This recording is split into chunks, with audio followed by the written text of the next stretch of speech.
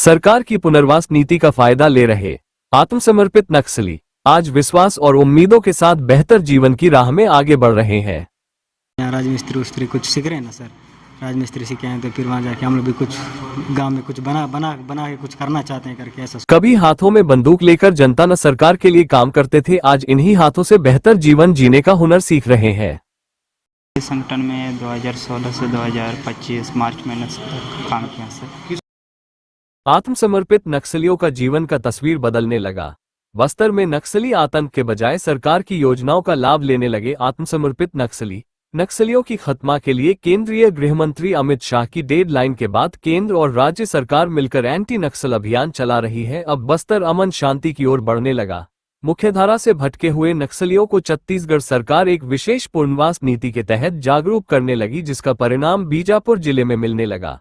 मुख्यधारा में लौटे नक्सलियों को छत्तीसगढ़ सरकार जीवन जीने के लिए कौशल विकास कार्यक्रम चलाया जा रहा है।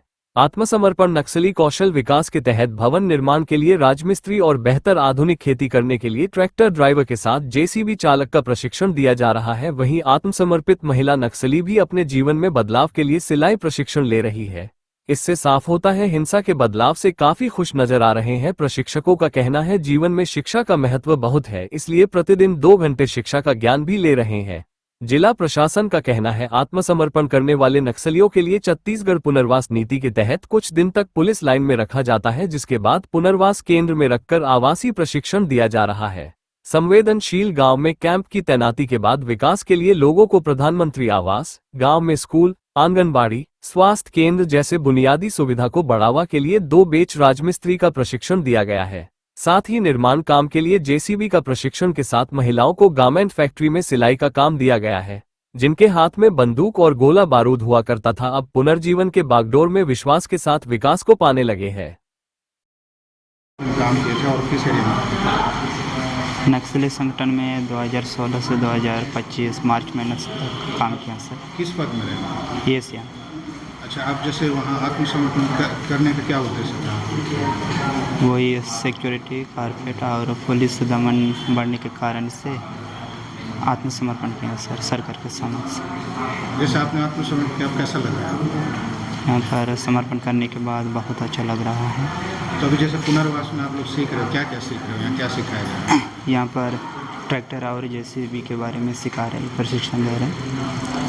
तो आप ट्रैक्टर और जेसीबी सीखे हैं तो उसको आगे जाकर क्या करेंगे? ट्रैक्टर सीखने के बाद अपना गांव में जाके खेती बाड़ी काम पुनर्जिंदगी जीने का शुरू करेंगे सर। जैसे आप लोगों के साथ महिला लोग भी हैं, उनको क्या सिखाया जा रहा है? महिलाओं को यहाँ पर सिलाई सेंटर में ले जाके और कैसा सिलाई करना और कैसा कटिंग करना है, इसके बारे में सिखा रहे महिलाओं को। जैसे आप लोग नक्सल सेंटर में अलग अलग एरिया में काम करते हैं, लेकिन अब एक जगह पुनर्वास में है, तो आपको कैसा लग रहा है उसमें? हाँ, अभी यहाँ पुनर्वास केंद्र में भी सभी लोग अलग अलग एरिया से आए हैं। यहाँ पर सभी लोग मिलजुल के अच्छा ही रहते हैं, खाने पीने का भी अच्छा ही करते हैं। आप जो नक्सली संगठन में कितने साल काम किए थे? नक्सल संगठन में 1 साल काम किया था सर। तो आपको वहाँ किस वजह से आपने आत्मसमर्पण किया? हाँ, मैं आत्मसमर्पण क्या बोले से अभी गश्त उस्त निकाल रहे सर, घर में रहने से तो ऐसे गश्त उस्त निकाल रहे हैं, इसी फिर मार उड़ देंगे करके मैं भी सोच के इधर आत्मसमर्पण करके अच्छा जीवन करके इधर आया सर। तो अभी आप जैसे आत्मसमर्पण किए थे, यहाँ क्या सीखने को मिल रहा है आपको पुनर्वास में? यहाँ अभी आत्मसमर्पण करके यहाँ सीखने को मिल रहा है सर, राजमिस्त्री मिल रहा है सर, ट्रैक्टर मिल रहा है सर, और जेसीबी मिल रहा है सीखने के लिए। क्लास भी बैठते हैं सर, स्कूल भी बैठते हैं सीखने के लिए। और जो नहीं बना और खाता उता बना वाला भी चीज़ नहीं बना वाला भी पूरा बन रहा है सर यहाँ पर। अभी जिसके पास कुछ नहीं था वो भी अभी पूरा बन रहा है यहाँ पर।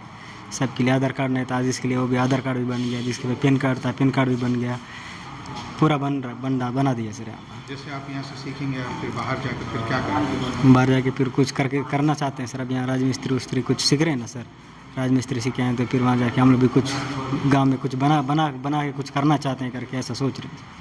जैसे और भी जैसे नक्सली संगठन में जुड़े, उनके लिए क्या आप संदेश देना चाहते हैं? उनको संदेश देना चाहते हैं कि सर उनको भी अपना भी आत्मसमर्पण करके अच्छी तरह से अच्छा ज़िंदगी अच्छा रास्ता पकड़ के जी ले करके बोलना चाहते हैं सर। रोजगार का छत्तीसगढ़ शासन का जो नक्सल पुनर्वास नीति है, उसके अंतर्गत जब भी कोई भी नक्सल काडर से कोई सरेंडर करते हैं तो उनका कुछ समय पुलिस लाइन में रखने के बाद हम लोग उनको नक्सल पुनर्वास केंद्र में रखते हैं, जहाँ पे उनको आवासीय प्रशिक्षण दिया जाता है। हम ट्रेनिंग उसी ट्रेड्स में दे रहे हैं जहाँ का लोकल डिमांड बहुत ज़्यादा है।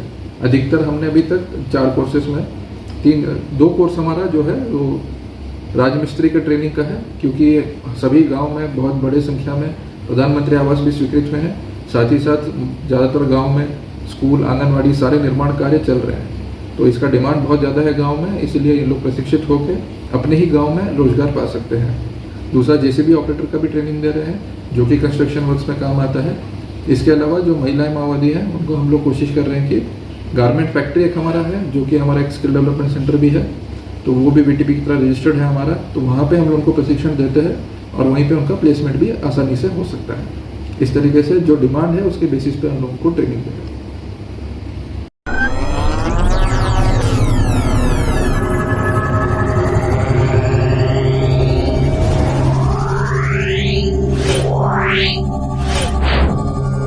Meow.